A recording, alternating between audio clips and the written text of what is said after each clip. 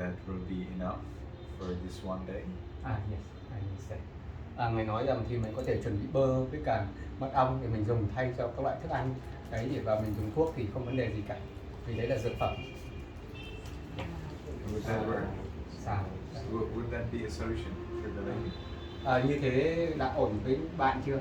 I haven't tried before, but yeah, today we tried. Yeah. Okay, yes. What I like to have when I'm ill for medicine, you know, when I need to eat before medicine, is to have honey in 1 cup, and then the butter, you know, unsalted. It can be salted, but unsalted is better. Unsalted butter in little cubes, and then take a cube with the honey and eat that. You cannot eat much because then it's too much for the body, but it should be enough to keep the stomach safe from the medicine. Thì bạn hiểu chưa?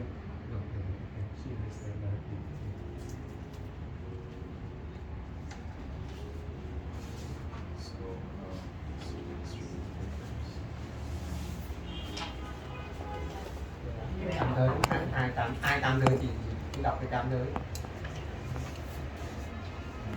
5 giới thì sao?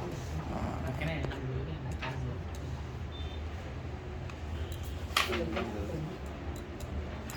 Cái này là 8 giới. 5 giới.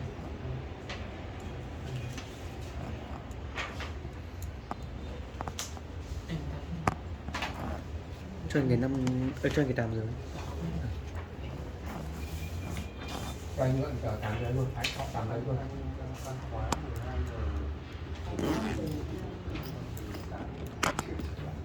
Anh tin chắc Cái này là kiểu như mất ăn rồi, anh tin chắc là không sợ.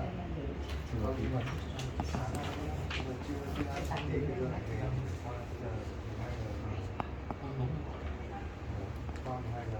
Thì thôi, cứ hỏi ngài không vậy.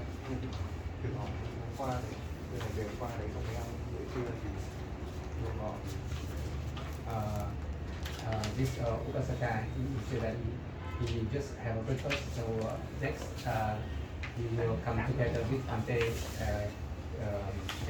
so we may eat later after 12 o'clock. Is that possible? I see. He can drink fruit Cái juice. chiến đấy. Ăn chỉ cần Or phải he can chạm vào lên nó rơi. Anh này uống trái cây được. I have just 10:30, Yes. so maybe he can have something to eat now. Bây giờ là 10:28, anh muốn có thể ăn cái gì đấy luôn bây giờ. Still plenty of time. Có rất nhiều thời gian.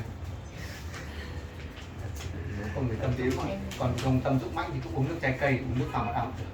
Một ngày cũng chẳng uống đâu. So he can have something to eat, and we can discuss questions answers. And then he can take precepts a little later with everyone. Yes, we asked you, we tell him already. So thế anh muốn như thế nào? So he will try to listen to Dhamma, and then about 11:30 we will come to eat a little At bit. 11:30. Okay. Probably we will not be finished by 11:30. Maybe we will. I'm not sure. Yes. So he should not be shy. He can have meal while listening to Dhamma. Thì ngài nói là chương trình đến cái phát đến 11 giờ có thể là chưa chắc đã hết, thì anh tùy anh lựa chọn lúc đấy bây giờ.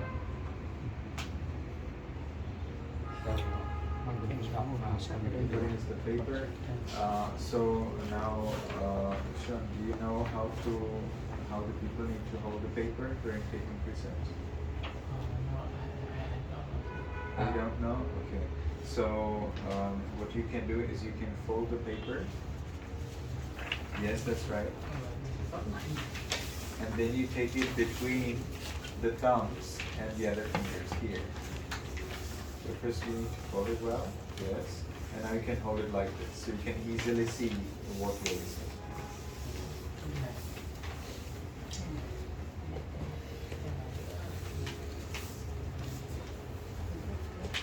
Vậy là mọi người 8 giới hết. Everyone want to eight precepts. Yes, that's good. So I will say Yamahang vadami tang vadeta, which means what I say you say, and you will not repeat that after me. Instead, you will only say Amapante. Can you translate? Thì khi mà ngài đọc cái câu đầu tiên là Amaham Wadani Wadahi thì mình đọc theo cái câu thứ hai là Ama Bante nhỉ. So now let's try it together. Yamahang vadami tang vadeta. So now what I will say, you can repeat. Thì bây giờ hôm nữa thì lặp lại theo lần này giống như là trong bên trái.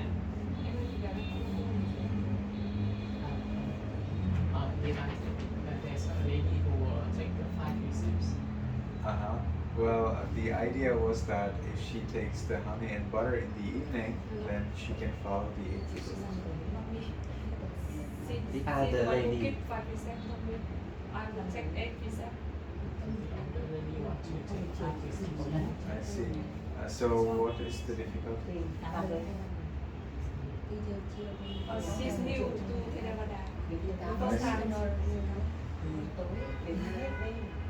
So does she know what are those 8 precepts actually? Not really. And does she know the 8 precepts? Not really. She Then she doesn't know them. Okay. So I will explain them as we recite. Ngài sẽ giảng sau khi mình đọc theo, ngài sẽ giảng chi tiết luôn. Thế thì cho cô xin một cái ảnh hưởng như là cô lại là tuần.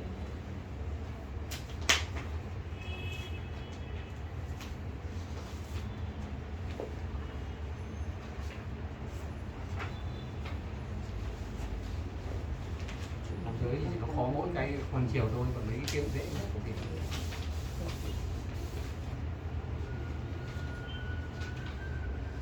Aham bhante Bhante tisaranena saha Tisaranena saha Attanga samannagata Attanga samannagatam Uposatha silam Uposatha silam Dhammam yajami Dhammam yajami Anugraham katva Anugraham katva Silang detha me bhante Silam detha me bhante Anukampan upadaya Anukampan upadaya Dutiyampi aham bhante Dutiyampi aham bhante Tisaranena saha Tisaranena saha Attanga samannagata Attanga samannagatam Uposatha silam Uposatha silam Dhammam yajami Dhammam yajami Anugraham katva Anugraham katva Silang detha me bhante Silam detha me bhante Anukampan upadaya Anukampan upadaya Tatiyampi aham bhante Tatiyampi aham bhante Tisaranena saha Tisaranena saha Attanga samannagata Attanga samannagatam Uposatha silam Uposatha silam Dhammam yajami Dhammam yajami Anugraham katva Anugraham katva Silang detha me bhante Silam detha me bhante Anukampan upadaya Anukampan upadaya Namo tassa bhagavato arahato samma sambuddhassa Namo tassa bhagavato arahato samma sambuddhassa Namo tassa bhagavato arahato samma sambuddhassa Namo tassa bhagavato arahato samma sambuddhassa Buddhang saranang gacchami Dhammang saranang gacchami Sanghang saranang gacchami Buddhang saranang gacchami Dhammang saranang gacchami Sanghang saranang gacchami Dutiyampi Buddhang saranang gacchami Dutiyampi Dhammang saranang gacchami Dutiyampi Sanghang saranang gacchami Dutiyampi Buddhang saranang gacchami Dutiyampi Dhammang saranang gacchami Dutiyampi Sangham Saranam Gacchami. Tatiyampi Buddham Saranam Gacchami, Tatiyampi Dhammam Saranam Gacchami, Tatiyampi Sangham Saranam Gacchami. Tatiyampi Buddham Saranam Gacchami, Tatiyampi Dhammam Saranam Gacchami, Tatiyampi Sangham Saranam Gacchami. Saranagamanam Paripurnam. Amapante. So now comes the first precept. It means I follow the precept of refraining from killing living beings. So it means we do not kill any living being. Instead, we radiate loving kindness and we cherish other beings' life. We try to help them to be happy and healthy. Ngài nói là giới đầu tiên là giới tránh xa việc sát hại tất cả các loài chúng hữu tình, mà thay vào đó chúng ta phải có cái tâm từ với chúng và mong sao cho chúng được bình an, mong sao cho chúng được an ổn. Panatipata, Panatipata, Veramani, Veramani, Sikkhapadam, Sikkhapadam, Samadhiyami. Samadhiyami. The second precept means I follow the precept of refraining from taking what is not given. It means we never steal, and if we want to borrow, we first ask for permission. Ngài nói giới thứ hai là tránh xa việc lấy đồ không được cho, thì chúng ta tránh xa việc này. Nếu ngay cả khi chúng ta cần mượn đồ thì chúng ta cũng cần phải có cái sự đồng ý của cái người chủ sở hữu. Adinadana, Adinadana, Veramani, Veramani, Sikkhapadam, Sikkhapadam, Samadhiyami. Samadhiyami. The third precept means I follow the precept of refraining from any sexual activity. So this is related to any sexual activity, regardless whether the other person would be your spouse or not. But you're taking this precept only for one day until tomorrow morning. Okay. Then when you follow 5 precepts, then the precept in the 5 precepts is that you only refrain from sexual activity with someone who is not your spouse. Thì Ngài nói là cái việc giữ tám giới này là sống người nào mà giữ tám giới được sống phạm hạnh. Sống phạm hạnh có nghĩa là tránh xa cái việc hành dâm và tất cả những cái hoạt động liên quan đến sự xúc chạm tình dục vân vân các thứ. Còn những cái người nào mà giữ 5 giới, nhưng mà chúng ta chỉ thực hành điều này cho đến sáng ngày mai thôi thì cố gắng. Còn cái việc mà thọ trì 5 giới thì là sẽ là tránh xa cái việc tà dâm. Tà dâm có nghĩa là mình không có hành dâm với những cái đối tượng không được phép. Trong cái trường hợp này là mình có chồng có vợ thì là đúng cái đối tác của mình thôi, không phải là những người ngoài luồng. Abrahmacharya, Abrahmacharya, Veramani, Veramani, Sikkhapadam, Sikkhapadam, Samadhiyami. Samadhiyami. The fourth precept means I follow the precept of refraining from false speech. It means we never tell lies. We always cherish truth. Just like we want others to tell us the truth, we tell truth to others. Giới thứ tư là tránh xa việc nói dối. Thì mình chỉ nói lên sự thật, bởi vì người khác cũng muốn nghe cái điều đúng với sự thật, hợp với sự thật, cho nên là mình cũng chỉ nói những cái điều đúng sự thật mà thôi. Musavada, Musavada, Veramani, Veramani, Sikkhapadam, Sikkhapadam, Samadhiyami. Samadhiyami. The fifth precept means I follow the precept of refraining from alcohol and from drinking alcohol and taking drugs. So this means that we do not drink alcohol, we do not take drugs that could reduce our mindfulness. And this is not related to amount, so even a drop of alcohol should not be drunk. Ngài nói là chúng ta cố gắng giữ giới thứ năm có nghĩa là tránh xa việc uống rượu và các chất say. Thì ở đây là rượu và ma túy. Thì cái việc sử dụng cái này thì làm cho tâm không còn có thể có chánh niệm tỉnh giác nữa, không còn có cái khả năng mà tỉnh táo.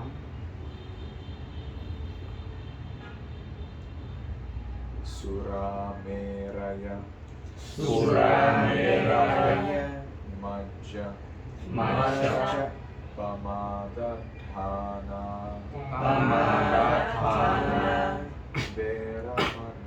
veramani sikkhapadam samadhiyami. The sixth rule means that we do not eat at the wrong time, so we eat only from the dawn until the midday. Midday is the time when the sun is right above our head. But if you are ill, you can have honey, butter, you can have sugar, a ghee, which is a kind of butter, and you can have oil in the afternoon if they help you to get healthy. Ngài nói rằng cái giới thứ 6 là giới không ăn phi thời, thì chúng ta sẽ chỉ ăn cho đến khi mà mặt trời chiếu đúng đến đỉnh đầu, nghĩa là mặt trời xế bóng đó. Ngoài giờ đấy ra thì chúng ta không ăn, không nhai nuốt nữa. Mà nếu trong trường hợp chúng ta cần phải thọ dụng một thứ gì đó để cho có cảm thấy đủ về sức khỏe, chúng ta có thể sử dụng đường, mật ong, hoặc là dầu ăn, hoặc là bơ, có thể là dùng những thứ đấy như là một thứ dược phẩm để cho hỗ trợ cho cơ thể mà thôi. Nhưng mà để sử dụng nếu khi cần, và có cả nước ép trái cây nữa. Đấy, mấy cái thứ đấy có thể được. Nhưng mà ngài nói là dùng nếu cơ thể cần thì cái đó là được phép. You can have any medicine that helps you with your illness, and that is not ordinarily used as food. Chúng ta tất nhiên cũng có thể dùng các loại dược phẩm để cho cơ thể được khỏe mạnh, nhưng mà cái loại dược phẩm ấy phải không được xem như là một loại thức ăn. For those who suffer from diabetes and would not be fine with sugar or honey, they can also have bird's nests in the afternoon. Tổ yến, bird's nest. Yes, do you know that? Yes. Ngài nói là nếu mà những cái người mà bị bệnh mà không thể hấp thụ được đường, chắc là tiểu đường, thì có thể sử dụng cái tổ yến, nước tổ yến. In Myanmar, when the great monks, when they have diabetes, they get bird's nests in the evening. Even though they are very strict and follow all rules, they take them. Ngài nói ở bên Miến thì các vị mà bị ốm thì buổi sáng thì có thể sử dụng nước tổ yến để hỗ trợ cho cái việc cơ thể của các ngài. Okay. And you may like to know that when these bird's nests are prepared, oftentimes the birds die because they don't have the nests. So we don't want to take the bird's nests unless it's the last option. Tức là khi cái tổ yến ấy thì chim nó có thể chết khi mà nó không có tổ, nên là chỉ nên dùng khi đấy là last, tức là đấy là sự lựa chọn cuối cùng. Tức là những vị bị diabetes, tức là bị bệnh béo phì không thể dùng đường này, mật ong các thứ thì mới có thể cần phải dùng cái tổ yến đấy. Vikala bhojana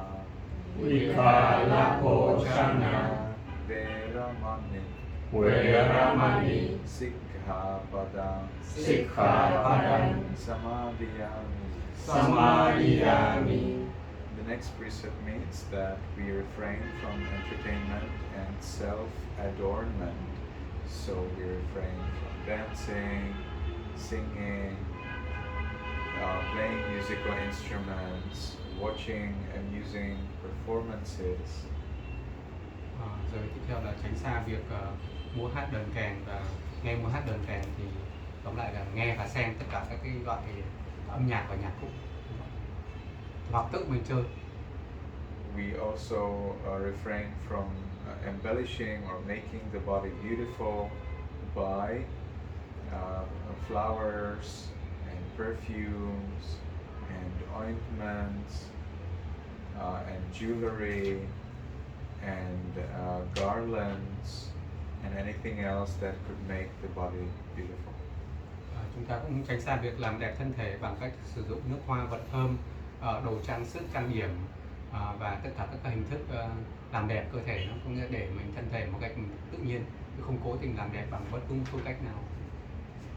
I believe that it's fine for you to keep your wedding rings because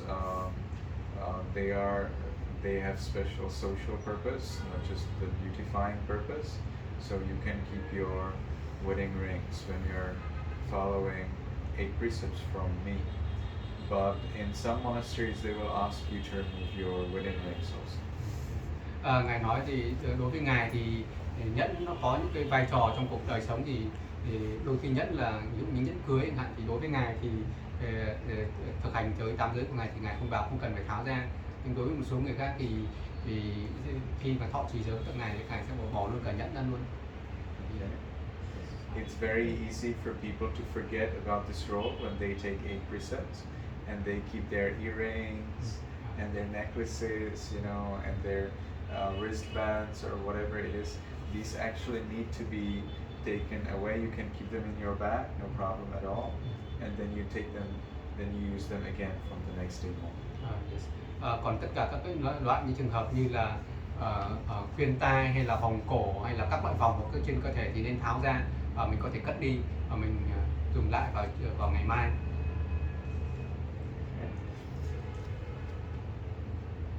Nacha Gita Vadita Visukadasana Malagandha Vilepana Dharana Mandana Vibhusana Thana Veramani Sikkhapadam Samadhiyami. The last precept means that you refrain from using high and luxurious beds, and some people say chairs as well, and that's pretty good to take chairs as well, but the precept is only about beds. So you do not use large and luxurious beds like those that are used in a palace by the king or queen. You can use a large bed if you use only the portion that's for you. So if you have a double bed, you will be using only the one portion for one person and not the other half. If you have a bed that's higher than about I think 9 inches, it should not be higher than 9 inches. If it is higher than 9 inches, then you can take a mattress on the floor and sleep on the floor. Ngài nói là mình giới này là tránh xa việc nằm ngồi nơi có cao sang và xinh đẹp, tức nghĩa là tránh xa việc nằm giường rộng, giường lớn và giường đẹp, giống như là giường dành cho đức vua và công chúa ở trong hoàng cung vậy, những cái giường mà to lớn được trang hoàng. Còn lại thì ngài nói là về ghế thì ngài cho rằng là ghế thì không có vấn đề gì cả, bởi vì đây chỉ nói đến giường thôi chứ không nói gì đến ghế cả. Cho nên nếu mà mình ngủ ở ghế không vấn đề gì cả. Và tránh xa việc giường cao quá 9 inch. 9 inch có nghĩa là 1 inch bằng 2,54 cm, thì nhân lên 9 thì sẽ là bằng 18-20 cm. Cao hơn thế. Nếu mà trong trường mình có giường cao hơn mà giường như thế thì mình có thể trải thảm cho mình nằm ở sàn. Ujjasayana Mahasayana Veramani Sikkhapadam Samadhiyami Tisaranena Sadbhing Arthanga Samanagatam Uposatasilan Dhamman Sadhukam Surakhitam Katva Appamadena Sampadeta.